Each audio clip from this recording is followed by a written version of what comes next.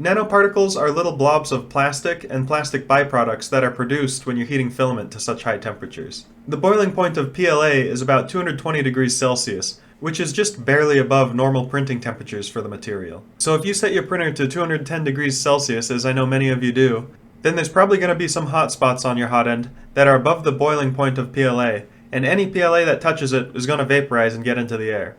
It's important to know that these particles can be generated even well below the boiling point of the plastic. For example, if you take a hot shower that's about 40 degrees Celsius, which is closer to the freezing point of water than the boiling point. Yet that water can produce a ton of micro and nanoparticles, which you can see as steam. The other air pollutants that 3D printers can produce are called volatile organic compounds, or VOCs. And here's a list of some of the harmful VOCs that 3D printers can release. Now that we have a basic understanding of the types of air pollutants that 3D printers can produce, let's take a look at some of the ways that we can mitigate those risks. The easiest way to address this air pollution problem is to always work in a well-ventilated space and open a door or window if you're working with more hazardous materials, such as ABS or nylon. A very effective way of removing air pollution is using a HEPA-Rated filter. By using a HEPA-Rated filter, we can remove 99.99% of those nanoparticles from the air. This is the total capture efficiency of a HEPA filter. You can see the total capture efficiency takes a dip right here for particle sizes of about half a micron.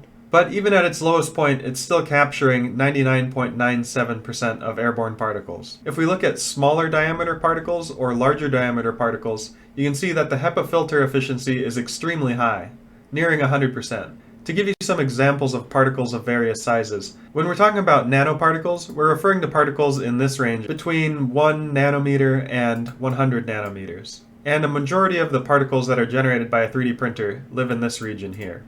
Another example of particles that are getting a lot of press these days are respiratory droplets that are emitted when you cough or sneeze. These particles are in the 10 to 100 micrometer diameter range, so they're in this area where the efficiency of the HEPA filter is near 100%.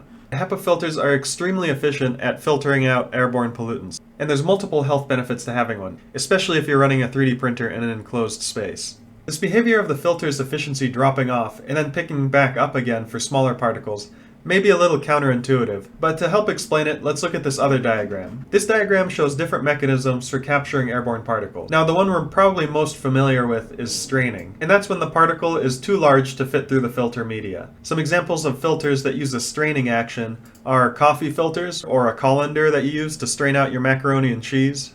These other methods of particle capture are a little less intuitive because they happen at such microscopic scales. Electrical static charges build up on the dust particles as they're being blown around. Anytime one of these particles even touches one of these fibers, it gets stuck due to electrostatic attraction. And that's how a majority of these smaller particles are captured. So you can imagine if you're one of these little particles and this filter network is a large forest, and you try to run through the forest blindfolded, you're probably going to run into a couple trees. And if that forest is wide enough, then there's pretty much a 0% chance that you're going to be able to run through the entire forest without running head-on into a tree, like this guy right here. I use this HEPA filter from Levoit. It's just the right size for my office and has some really quiet operating modes if you don't want it to make a lot of noise. Here it's running at its lowest speed and you can barely hear it. Or you can crank it up and make sure your air is as clean as possible.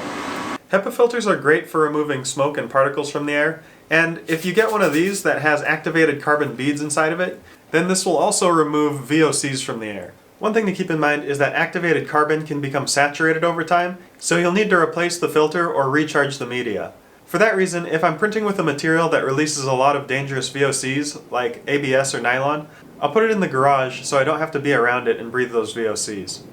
Just keep in mind that virtually all indoor environments have elevated levels of nanoparticles and VOCs, and that's just because of the modern materials in our everyday lives, like foams and synthetic fabrics that are used to make couches and beds. Those release tons of VOCs.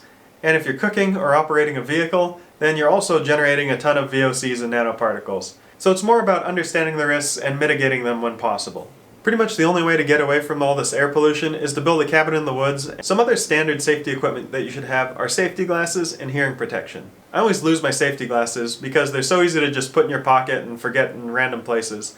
So when I need eye protection, I usually use a full face mask, and this has the added benefit of having some respiratory protection. So if you're doing spray painting or working with chemicals, this will protect you in those situations as well. The nice thing about this full face mask is that it's really hard to lose because it's bulky, so I can't just put it in my pocket. And if I forget to take this off when I'm going to run errands, people give me a lot of concerned looks, which reminds me to go put this away in the right spot. The last piece of safety equipment that I definitely recommend getting is a smoke alarm or a smoke detector. Because in the worst case, let's say something bad happens and your 3D printer short circuits and catches on fire, you're definitely going to want to know that it caught on fire before your entire house is engulfed in flames. So I have a smoke detector in my office right above my 3D printers when they're running. Your health is the most important tool.